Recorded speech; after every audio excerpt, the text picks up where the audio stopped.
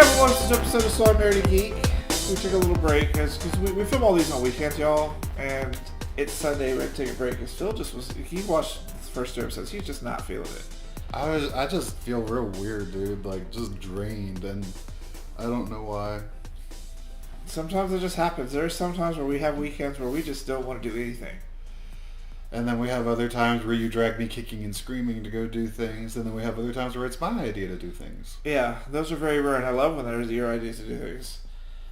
Because it's always like, hey, let's go to End of an Ear and look at records. I'm like, okay. Yeah, that's always fun. Let's go to Half Price Books. I can't believe you remember the name of the store. Look at you. What? You can't remember what you had for dinner 2 nights ago. Welcome to So I'm Married to Geek, the show where we invite you into our life. I'm Gavin, and this is... Dog. No, this is... Zool. This is... Phil. Phil, and Dog is running around. I had to figure out which one And it it was. always... Okay, y'all, one of the things you have to understand about our relationship is we make jokes with each other a lot. And every time we go to do something, Phil always tries to tell me to watch what I say. I have to remind you because the squirrels that hold up cue cards for you in your head write whatever they want, and you don't know when to look at it and be like, ooh, no. I don't have a filter, and I will say things on again and off because again. You're the Ron Burgundy of this world, where if the squirrels put a question mark at the end of it, you're going to read it like one. But just know none of it's in malice. I'm Gavin Stone? Like, it's just how I describe things and how I talk sometimes.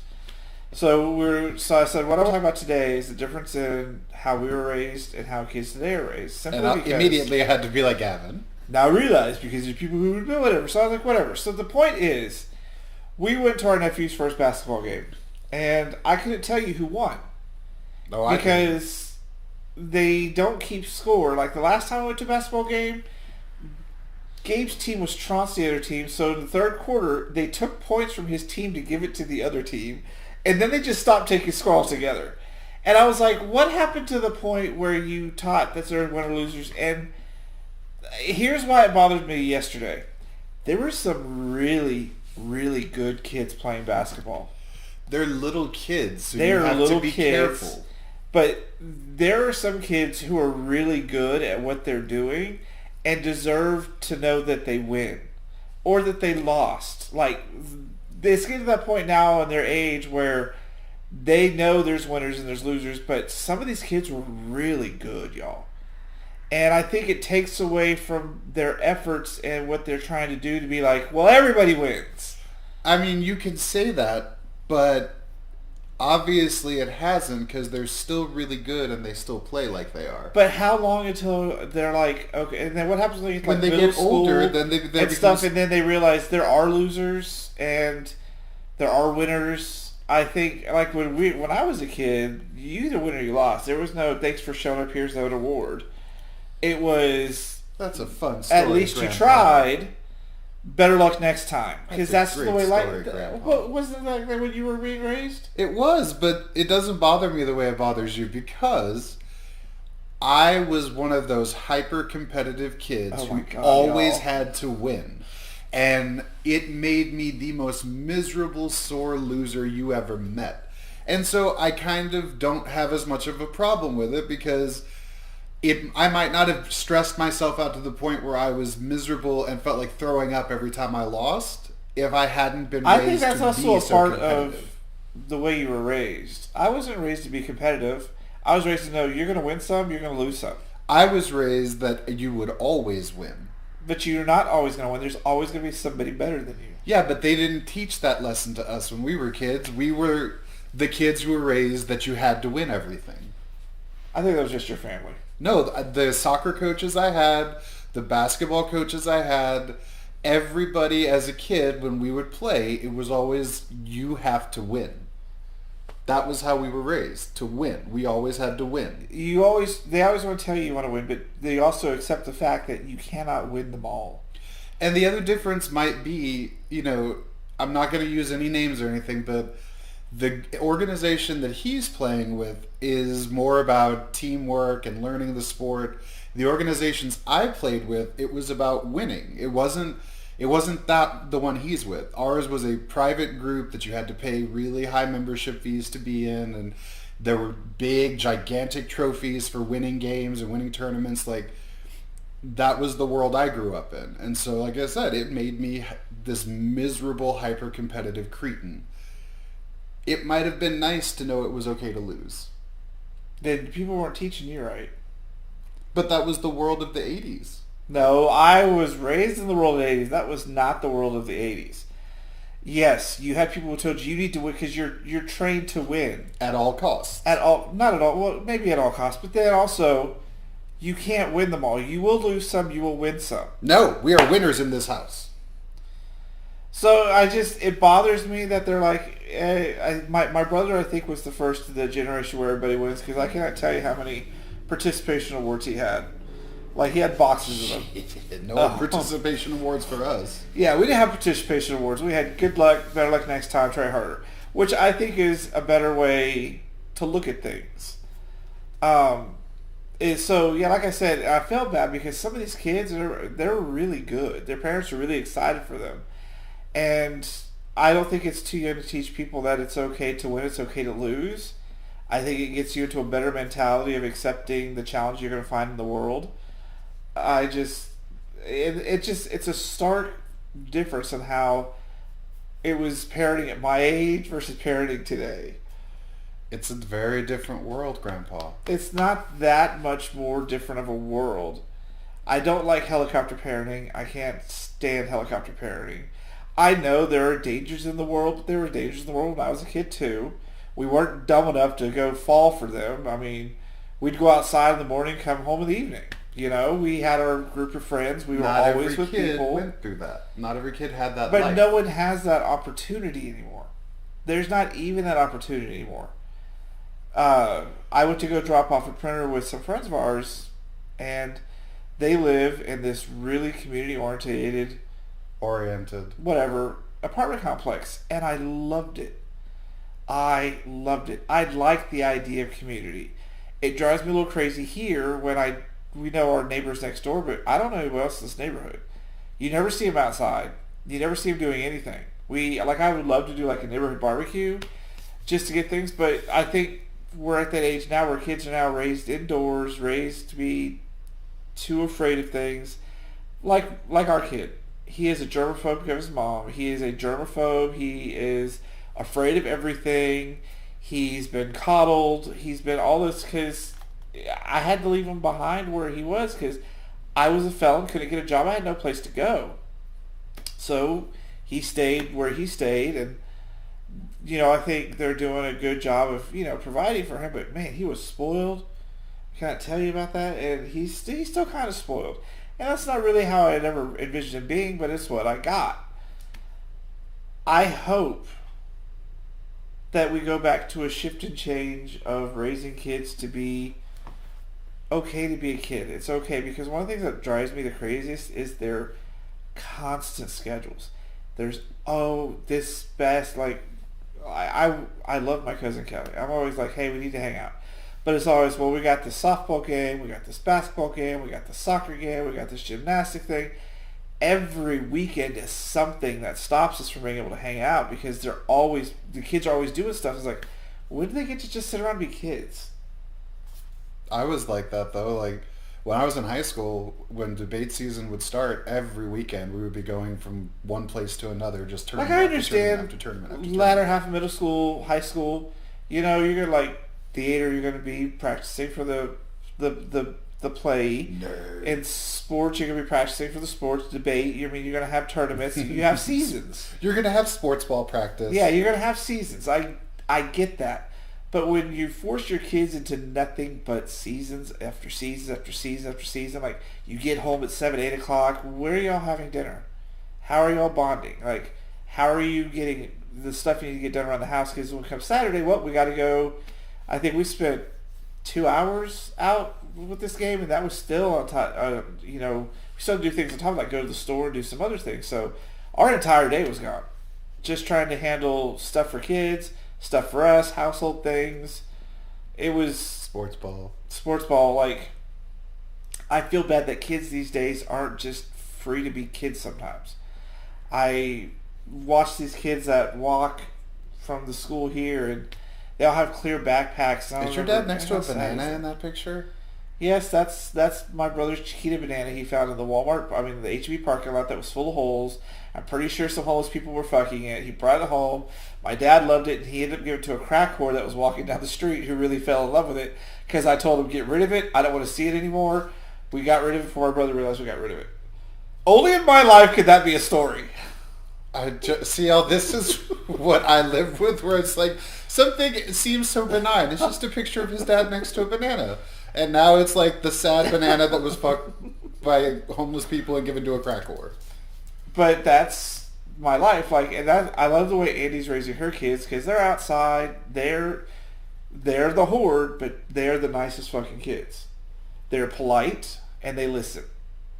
They're all gonna be teenagers at the same time. That's a whole other story. Oh my God, that's gonna be just insane. Just vast difference in just how you raise your kids to just not be over their shoulder all the time. They gotta go have experiences. They gotta have, because once you get to a certain point, you can't do that shit anymore. Be crazy when you're young. I'm lucky enough that all of my shit was before the internet, so there ain't no proof. But there is nothing any of these kids can do today that I have not already done. That's why I like my friend Sean, when his daughter started becoming a teenager, we were talking about, man, there ain't nothing she's going to be able to do that you're not going to be able to preemptively see because we've already done it. They think they're so sneaky. Trying to sneak out of the house, trying to lie about things. Bitch, we could track your phone these days. Bitch, we still got a house. We know all the ways out of the house. It's just insane.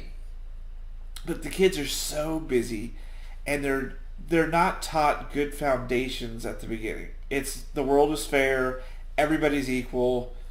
There's no winners, there's no losers, and I can't imagine what a stark contrast this could be when, say, Gabe hits middle school and wants to play basketball, and then he's got to accept wins and losses. He already doesn't handle losses very well. We can't play board games with him because he just cannot take losing. I was that kid. I used to flip the Monopoly board over if I lost. But that's not an issue of, not being able to handle wins and losses. That's just, I'm spoiled. I'm going to say it. You're fucking spoiled. I was very spoiled. Because now we can't play games because you can't do it.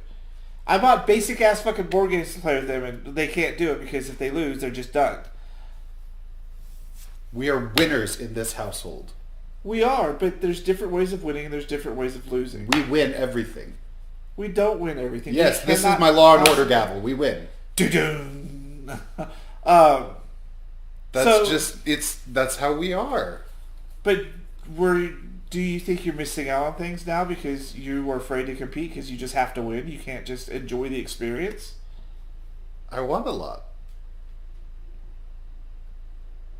What am I missing out on That's now? not my question. These days, you won't touch anything because... Is that the answer? I love you have to win. You won't play board games because you have to win. You won't do things... You have to win. You have to be the best. But see, here's the flip side that you don't like. I will play those games with you, but I don't get into them the way you want me to because then, if I get super into it like you do, you have fun when you lose. I don't. When I lose, I want to beat everybody in the room up. So that's what you don't like is that, yeah, I will play, but then I don't get into it like you do. For me, it's no, I'm hands off about this. I'll participate, but I don't want to get into it because then if I lose, I'm going to flip my shit. But what he's talking about is we played the Legendary Aliens game. It's a card game, and things got real crazy real quick, and he was just not really engaging because we realized we're getting fucked over here really quick. That's an amazing... The whole Legendary card game is just amazing. And so we were really excited. He just wasn't getting it. I don't understand why this is exciting because he can't let himself go and just have fun without, turning into the I gotta win Hulk Beast. And that makes me kind of sad that you can't experience losses in a healthy way and you can't experience wins in a healthy way. It's one way or nothing, and now we're teaching kids that it doesn't really matter either way, but when it actually starts to happen, they're going to get, because they're used to being coddled. They want to raise kids in a world they want to exist. And what you're saying is the world we want to exist isn't the world that really is. But the alternative is you teach your kids that the world really sucks and that it's going to be shitty when they grow up and they should just be prepared for it as children. You're taking it to a little bit of an extreme about winning but and you losing. get to do that? No, about winning and losing, that's really taking it to an extreme, telling the world sucks. Because you still want them to be kids, but you need to really be honest and prepare them for things. You have to be honest at the end of the day. They're going to come to an age, and you teach them to try to make the world a better place. And it's an uphill battle. Like we were talking yesterday, Biden's a crackpot, y'all. He has not fulfilled, what was it, his campaign promise about student loans? Lots of and he could. promises. But it's because it makes business sense. Like, we need to make the world a better place. And I think teaching kids to maybe approach that in a more aggressive manner will help them force the world into a better place where we keep failing. I do not know why we don't live in a better world. I don't know why we don't have universal health care. I don't know why we don't focus on education, although you tell me it's because Republicans want us to be stupid. I don't know why we don't focus on arts and math, like the arts and sciences. Because they don't value the arts, and sciences teach you to question the world around you, and people don't want that. We need that. But teaching kids that everything's hunky-dory isn't going to prep them to change that to make the whatever future's better. That we need to make. Like, I'm glad we're making the progression we are with, the LGBTQ movements and equality and Black Lives Matter. All those things, they're amazing. But fundamentally, things just haven't actually changed. But those movements are also born out of the movement that you're talking about. If you raise kids to look around and say, well, we are all equal, we are all winners, we're not all supposed to be losers, why can't we? Then it turns into, we are equal, we need to all When it comes to sports, you are a winner or a loser. You're a winning team or you're a losing team. Teaching them that life people are equal, that's a completely different lesson than sports. That is. But if you do what you're describing, when they lose, how do you make them feel good about themselves when they're on the losing team and the winning team gets rewards and the losing team doesn't? You focus on all the good things that they did and how they could do better. Which is why everyone gets the participation award and everybody gets the you did a great job even though you lost award. Because if you don't, but they don't raise claim kids winners who feel or like losers in sports anymore. Now you're saying that makes life go. I don't know, because not everyone plays sports. So teaching your kids to be better and about equality is great.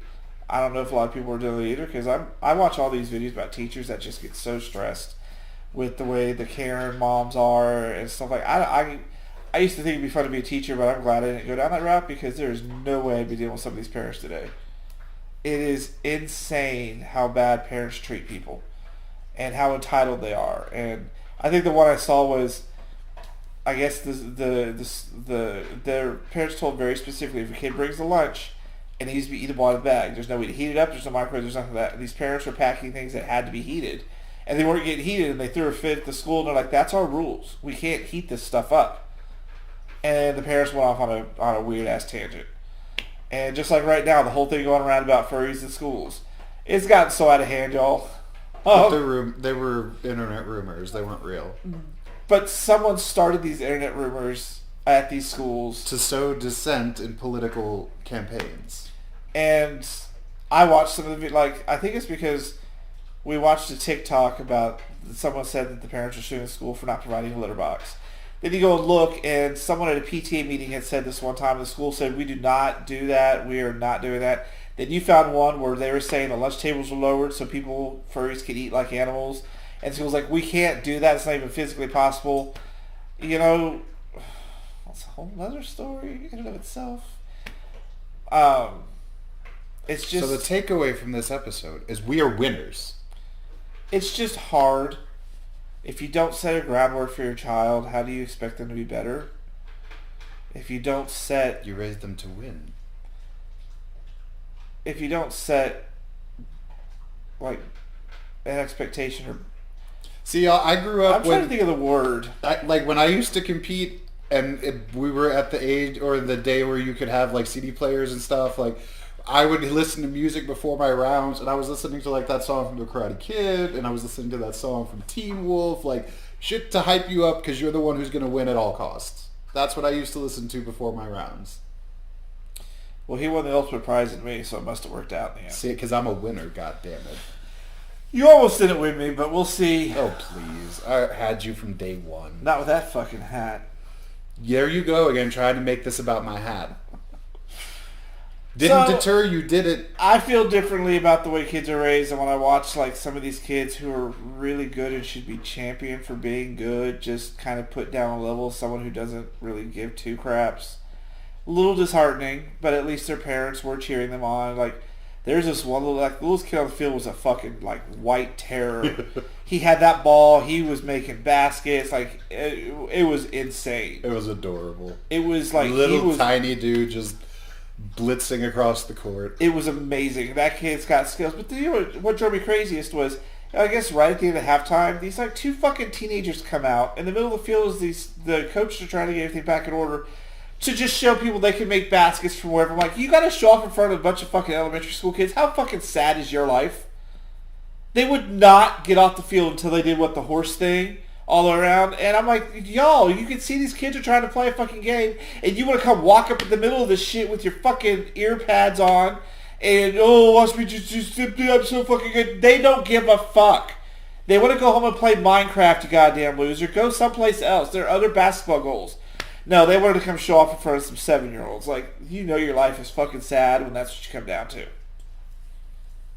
I'm not going to argue. It was so rude. It was so rude. It is what it is, I guess. We are winners. But sometimes we are losers. No, we are winners. When it's cold outside, we're losers. No, I still win even when it's cold. No, he yells at me, it's 500 degrees in the house! Because it's like 65 degrees outside and he turns the heater on. The heater was set on 69, I think. 72. No, I don't set it to 72. You did. I had to turn it back down to 70. I don't set it to 72. It defaults eco mode is 70. I think it's like 65 to 75. It might have defaulted to eco mode, but if it's fucking cold outside, I want to turn on the goddamn heat. And yes, for the house to get warm, it is going to blow hot air.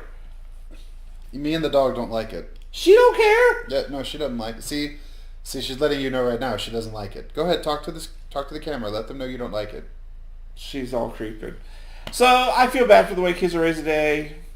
I wish they'd be. I know there are parents out there who are doing the free range parenting thing and letting kids explore the world more and, teaching them. You win, you lose. Bravo! Tell him he's wrong, dog. He's wrong. She don't care. She goes, I'm a winner because I'm here. I'm a winner because I can run. You're a winner because you're with us. And we win. Anyways, we hope you guys enjoyed the episode. Let us know what your thoughts on parenting are. And stay tuned as we have new episodes at noon weekdays. We're going to have some fun for the rest of the week. And counting down to my birthday at the Toy Museum is going to be lots of fun. Lots of pictures we take. I think someone's here. So we're going to wrap this up. We'll see you guys on the next episode. Make sure you like, subscribe, share, comment, all sorts of fun things. Or the dog will bark at you.